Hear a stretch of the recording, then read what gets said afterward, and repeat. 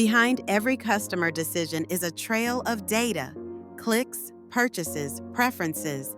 To understand behavior, we first need to know where to look. Customer behavior data comes in many forms: transactional, behavioral, and demographic.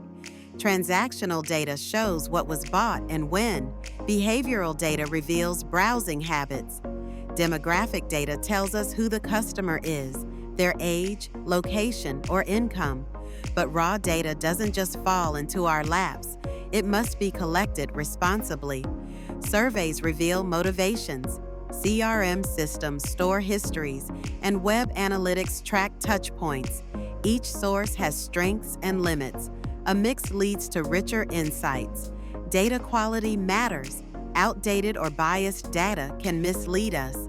In e-commerce, platforms track searches, clicks, and abandoned carts.